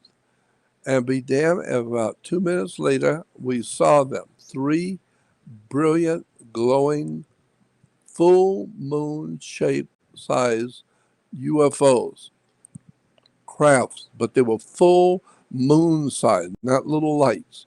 And all three of them were flying in a formation. And as they came over our heads, they stopped, making no sound at all, zero, no sound. And they stopped. And the bottom of the craft was circulating colors. And I shall never forget that they were the colors what you would call today laser colors. The colors were extraordinarily powerful colors. The greens were very green. The orange was extraordinarily orange. Each color was an incredibly laser colors. And Wow. it was circulating not Really? so fast as to make the colors blend. On the bottom of the craft, they were circulating not so fast as to blend the colors, but just that you could see that they're circulating laser colors, all three identical with no sound. And they sat right over our heads. And then after a few moments, I'm looking at this. I look over to my girlfriend, and she's looking at me to see how I'm dealing with it. She knows what's going on. I didn't know. And I'm thinking to myself, what in the hell am I seeing? And then the father starts talking again with no audible sound. He just starts moving his lips. He's talking to them. And then he says to me, they said they're leaving now. They're going north, but they will be back and they were watching you. And they are who was with me when we saw you the last time when you were a kid. That's them. And so they're here. And I said, who is they? What are you talking about? He said, you've always been interested in UFOs and aliens, right? I said, yes. And you believe that there are extraterrestrials here? Yes. That's us. We're here. That's what you're seeing. And he said they're going now. And all three began to move slowly, going north. And as they left, they went north and then they finally out of sight. And he said, well, that's it. And I Wow. said, what did we just see tonight? And he said, we saw us. We were there when you asked God to let you do something, so we brought you here so you can do it. Now, I'm supposed to start you on your journey tonight to be ultimately who you're going to be. I will start you this very night on your journey. Come with me. So we went back in the house, and he went over to the mantelpiece over the fireplace and pulled off a book, and he handed me the book. He said, here, this is a gift from me to you. Read this book. Tonight I'm beginning you on your journey to where you're going to go and who you're going to be. Read the book. It was called The Complete Works of Charles Fort, Fort. If you go on the web, you can still get it today. Go on Amazon or go on my website, the Jordan Maxwell Show, and you will see a link that says materials. What is it? Interesting materials, recommended materials. On my website, there's a link that says recommended materials. Click on it, and you'll see the complete works of Charles Fort. That's what my girlfriend's father gave me that night. It's the most extraordinary, off the wall book you'll ever read. And I've I've read it told many people, times. have you? Then you know what I'm talking about. Yeah. It actually tells you how much you don't know about the world you think you live in. And And it's footnoted. he had an interesting theory. He said something about how he believes that We are property. We we're are the property, property of other. right? Yeah. I think he was probably right. We are the property. Well, Because whoever it is that came here and created us or recreated us and said, come, let us. Who is us? If God is one God, who is us? Come, let us make Ish. No, not Ish. Make Adam to look like us and be like us in our image and in our likeness. So it's not saying, come, let us make Adam. No, come, let us make Adam to be like us, to look like us. Let's make him look like us and be like us. So let's put our DNA into her and let's see what she gives birth to. I'm thinking that the first time was an experiment, and maybe they made a mistake putting too much of the DNA into the Cro-Magnon female, And that's maybe what gave birth to what we call Bigfoot. Maybe Bigfoot is one of the extraterrestrials' first experiments with crossbreeding with the Neanderthal creatures on the earth, that we say, come, let us make man in our image. Let us make Adam a new kind of creature. He looks like a Neanderthal, a hairy, smelly creature.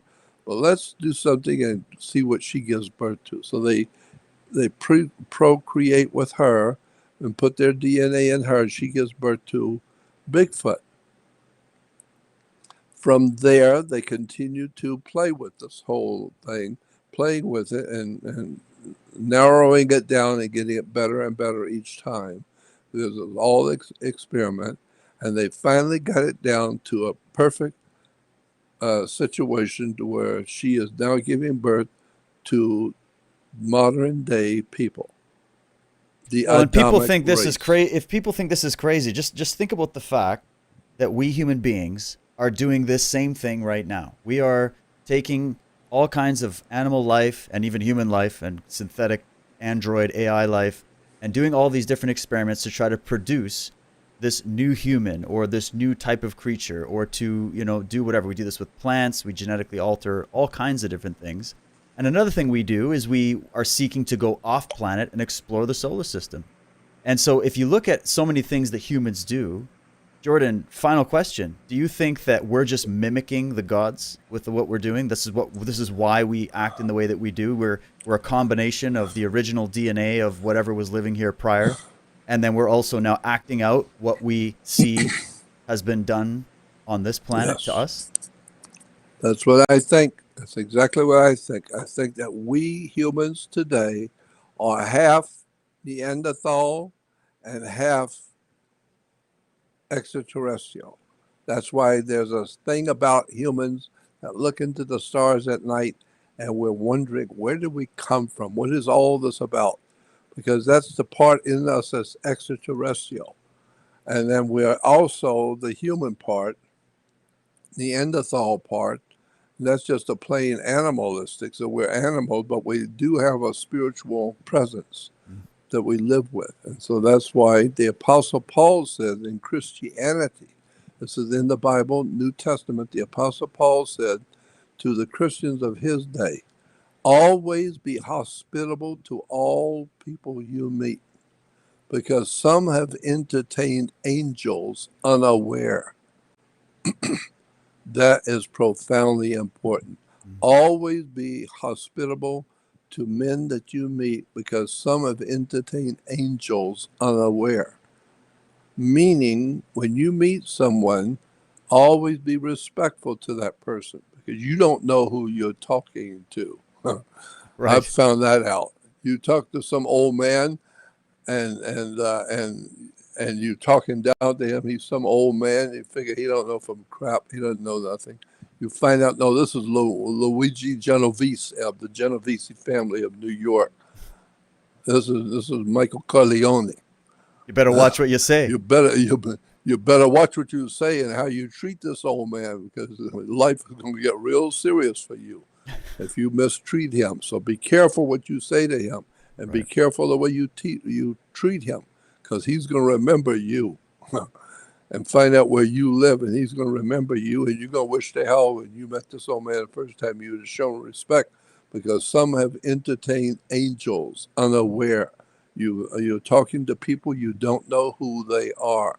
They look like you, they're not like you. They look and they live like you do. No, they don't live like you do. They are extraterrestrials who have caused you to look like them.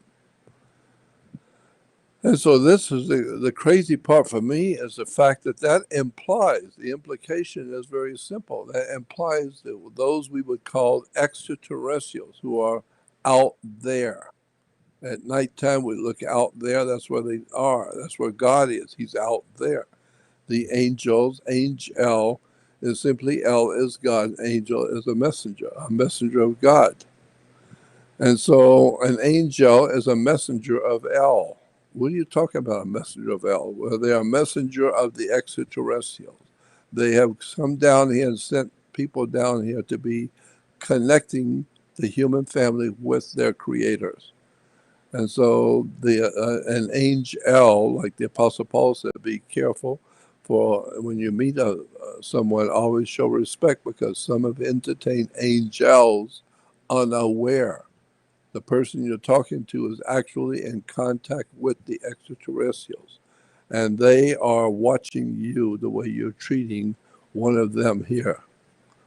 Do you think? Do you think we'll ever get the full story? Do you think we're on the verge of any kind of disclosure, or do you think that more and more information is going to start to come out about this?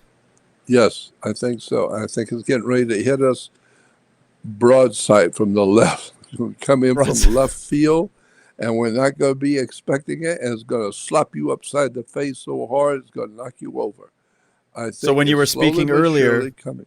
when you were speaking earlier about within the next year or two, some big changes. Do you think that aside from the political chaos and all of that, do you think that this aspect, this story, is one of those big changes that's on our way?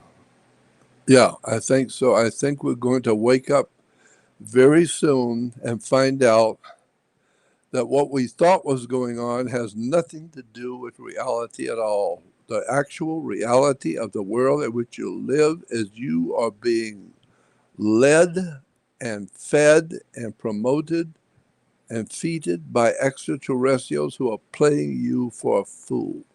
They know you're stupid. They know you're self centered, egotistical, like drinking beer and being a big shot. They know that. And they're giving you all kinds of toys to play with and promoting you to all kinds of things that you never realize. What you're doing is you're playing with fire. You're playing with another world of intelligence, another world of creationists, and whoever they are, they're playing games with you, and they own you. They control you. They can play you like a fiddle. They know how to scare the peawads out of you. They know what makes you happy. They know what you're really thinking. And so they're like the angels. We call them demons and devils, or the good angels, or the great spirits, or all the other words that we use in religion, the jinns, the And it's got to be spirits, a the mixed bag, angels. right? It's got to be a mixed bag. It can't all just be dark, negative, evil, and it can't all just be a bunch of light, well-meaning, benevolent stuff. I mean, if it's a mixed bag on planet Earth, then it's got to be a mixed bag out in the galaxy, right? That's the point. We're made in the image and likeness. We are Yeah. likeness. We are like them. Half of us are good and brilliant people who are spiritually minded and appreciate God and appreciate spiritual things, while there are others who couldn't care less about families, about people, about nothing. They're self centered, egotistical, demonic, and depraved liars and murderers, and involved in raping and killing and setting up murders and running our organized crime and government and all the rest of it. And they parade around like they're holy men in the Vatican. And then you find out, no, they're buying and selling boys, they're buying and selling children, humans are the impossible on the earth today, and you are giving your mother's house to the church. You're giving money to the church. You're supporting the church, never realizing what the church really is. And you're going to find out one day. That's why the book of Revelation says, God says to people, get out of her, my people. If you don't want to share with her what's coming, get out of her. So what's being said is the spirits of the angels are saying, you better get out of the church. You better wake up and find out how to read and go back to school and get an education and get out of religion, because something, and you're going to find out that the raping of the boys is just a skimming the top of an iceberg. You're going to find out that church is so much further, deeper, and profoundly evil. That's why the mafia comes out of Rome, Italy, the Italians. That's why the Sicilian, and all of this goes back to Rome. And they kissed the ring of the Holy Father. Why is the Pope called the Holy Father? Because he talks to God. He's a godfather. Get it? Mm, The yeah. Roman Catholic Church is the possession of the Godfather. He is the Godfather of all Godfathers. He's the top of all Godfathers in the world. That's why all politicians, be they communists, Nazis, Russians, it doesn't matter what they are, Chinese, it just doesn't matter. Every politician on the earth had better, like going back to Mecca and surrounding Mecca, you better go to Rome and get on your knees and kiss the ring of the Godfather. Because he is the most powerful man in the world. And you don't want to mess with him because the mafia says yes, sir, and no, sir. And whatever he tells them to do, that's what they will do. Oh, and So when just you sorry see, to you made me think of something, Jordan, and I know we got to wrap up. I'm gonna have to end the stream in a few minutes here, and you've been so generous with your time. But I remember when we were talking on the phone. I don't know if you're allowed to talk about this or not, but you had said something very interesting about Pope Ratzinger. Did you want to spill the beans on that one real quick for us, or is that classified? well, the reason why, Ratzinger, and I think, boy, what an incredible word, Ratzinger. Boy, he is a rat No, zinger. He's a yeah, real zinger, all right. He's a real rat zinger. And he is still the Pope. And the new one, the other Francis is Francis. not the Pope. He is not the Pope. He is standing in for the Pope. He's like a Christos. He's standing in for the Pope because the Pope himself cannot be there. So he's standing in for the Pope. But the one that we have now called Pope Francis is a Jesuit. He is a very powerful Jesuit from South America. The Jesuits have what they call a black Pope. He wears the black robe. Black robes, why the Catholic Church priests wear black robes. It's the same reason why judges in courtrooms wear black robes. It's why when you graduate from college and university, you wear a black robe. Black robes are worn by a very powerful priesthood. That's why you are given a degree when you go to college and you come out with your degree and you got the square mortarboard on your head. And the square mortarboard is a mortarboard where the plasterers put the cement and they scoop the cement and build their walls on a mortarboard. That's why when you come out, you got a square mortarboard and it's usually black. And you're wearing a black robe, like the judge in a courtroom wears a black robe. Catholic priests wear a black robe. We see this in Masonic too, Jesuit, with the black it's a checkerboard, the Masonic. chessboard, right? The black That's square, the right, white the square. checkerboard. That's right, exactly. The That's incredible. symbol in the Masonic Lodge of the black and white square is because they are telling you that within Masonry, there are two sides to Masonry. There's a black side and a white side. There's good people and dark people. Black and white, not Negro and white. No, good Masons and dark stuff going on. Mafiosis are going to the lodge just with everybody else. There's good guys there in the Masonic order, and there's bad in the black and white squares. That's why Oh, in, that's incredible. California, you know, most people don't know. I've seen all kinds of stuff I could tell you for hours, secrets you've never heard. The mafia, La Cosa Nostra, organized crime in California, have their own license plates. California prints special license Really? plates for members of organized crime. They have their own license plates in California, and they and I've had mafiosis tell me that that license plate means any cop seeing that license plate, you don't touch that car. You don't slow them down. You don't question them. You don't stop them. You don't touch that car. Why? Because of the license plate. The license plate cops know belong to organized crime, and you don't touch it. You ask permission. You call in and say, what you've got here, if you're following somebody that has the marked license and you know who they are, and then you ask permission. And if they tell you, no, don't touch that one, leave it alone. Yeah, but I just saw him kill somebody. We don't give a damn what you just saw. Leave it alone. We got And a people say deal, that California. conspiracies don't exist, eh? Well, just to quickly finish up that point, Jordan, about Ratzinger, you were saying something about how the reason why he is still in power, or he's actually still the Pope, behind the scenes, is because you can't like you can't demote a pope and then replace them while they're still living, right? They have to be dead in order to be replaced. That's Is right. that They correct? have to be dead yeah. You can't. You don't fire a pope. Right. It's like Jesus and the apostles of Jesus. You don't fire an apostle. Only God deals with them. Period. You ain't God, so you don't have any jurisdiction over a pope. I don't care what judge you think you are and who you think you are. Popes don't come and go. If he's a pope till he dies, and you can bet on it. And today, Pope Ratzinger runs the Vatican from behind the scenes because he's still the man. And as long as he's alive, he can have other schmucks out there, working for him and doing all of his little dirty work. But he's still the boss, and everybody in the Vatican knows it. So his But PR he firm, is his PR guys came up and told him, "Hey, you know what? You're taking a lot of heat right now because of all this child pedophilia stuff and the connections with the Nazis and all this stuff about the criminals. So, you know what? Let's just lay low. We'll put another chump in front for the media and all the pictures, and he'll wear the silly dress for you. But really, don't worry, man. You're still the ace in the hole." and nobody can touch you because the Vatican is a sovereign state. Right.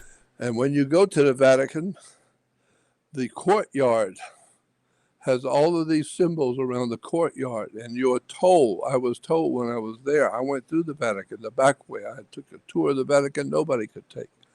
But I was told if once you step off the street in Rome and step onto this courtyard, you are now in another state and you are under that state's jurisdiction, Wow. period. So when you step off of here, Roman authorities cannot help you. You just stepped onto the international property of the Vatican, and the Vatican has absolute sovereign authority over you, no matter where you come. You mess around inside that circle in front of the Vatican, you mess around in there and watch what happens. You're going to get arrested, and you're going to find out Rome can't help you, the government can't help you, America can't help you, nobody can help you. You're on sovereign ground of a sovereign state. And So you better wake what's up. the obelisk doing there? What's the Egyptian obelisk doing there in Rome? When apparently Christianity was something that it didn't have any kind of connection to Egypt, unless that's actually not the case. That's actually not the case. Christianity is based on Egypt. Exactly. Yeah, I agree. It's based on Egypt in a way that you've never heard before. There's a Well, let's way do. that Christianity, Let's hold that way thought, that the, Jordan, and let's save it because I would love. I know your time is valuable. I'm gonna have to end the stream here, but let's do another show if you're willing and you're able. And I just want to say I know we said we were gonna do an hour, and here we are 2+ hours in. You've been so generous with your time. I could literally talk to you forever. You're a true legend. So would you come back at a later date and do a continuation of this show with me? absolutely. All you got to do is just email me, let me know when, and I'll be here. You're Sounds amazing. good. You're amazing. Well, thank you so much. I hope you stay well. Please stay in touch with me. If there's any way I can help you out, I absolutely will. You've shared some amazing information with us, and I just want to thank you from the bottom of my heart. And I'm getting nothing but Well, love thank for you you. from the stream. The people that have been tuning in, they're all saying thank you, and they love you, and they support you. So clearly, your voice has not gone unheard, my friend. People have heard you. Mhm. They've listened to you. You have made an impact. You've provided tremendous value with the information, and you have a huge fan base out there, my friend. So keep doing it, man. Well, I want to tell you that that's very important, those words to me, because where I live by myself at 80 years old in one room with nothing. I live in one room that's given to me by a friend who allows me to have this room and has fixed it so I have a computer and I have a printer and I have a life and I have a refrigerator and a stove and I have what I need to live. It's a gift from a friend who gave me a place to stay so I don't have to sleep under a bridge because I have nothing, I own nothing, I've got nothing. And so I live on contributions, which are very few, because nobody knows, what it's like to live my kind of lifestyle. Nobody knows what it's like to live every day, all day long, in the world of the occult, studying it, researching it, and writing and talking to people about the world they live in. And so to me, I don't see that I'm very important. I don't see it because I don't go out in public. Mm. I don't have the opportunity to talk to audiences like I used to when I was younger. And when I was younger, I was traveling around the world and I was seeing all kinds of audiences. But I have finally got to the point because of my age that I'm not really too sure how important my work is anymore to the world. I just do what I do and talk on radio. And if I'm supposed to do something, I will. And if somebody's supposed to hear me, they will. And if they're not supposed to hear me, they won't. Well, from me to you, I don't see myself as important. well, from me to you, Jordan, you are profoundly important, my friend. And I'll tell you this, you were one of the first people to inspire me to do this. In fact, Truth Warrior, that whole name of that show, it came from you, and whether you know it or not. So I owe you a debt of gratitude, and you know the courage that you have, and you've kept doing this for so long. You've dedicated your life to discovering the truth. You're a warrior in my books, and without people like you, we would just keep going along to get along, and we'd have no idea in the world what was going on, and we wouldn't even have, even for those people that might not believe everything you're saying, at least you now have another perspective to consider. You have more pieces of the puzzle on the table. So don't ignore this man. Go back and listen to the presentations that you can still see online of Jordan Maxwell, and go hit him up over at his website, jordanmaxwellshow.com. Help keep this man afloat. Be generous with your donations, because without minds like this, I think all would be lost. So thank you, Jordan, for spending this time with me, man. We'll stay in touch, and we'll definitely do it again sometime. Thank you. All right, well, that's all, folks. Thanks for tuning in. I'll get through your comments after this has been uploaded, and I really appreciate your support. We've got a lot more coming your way on Truth Warrior, so stay tuned. We'll catch you another time. Cheers. Bye-bye.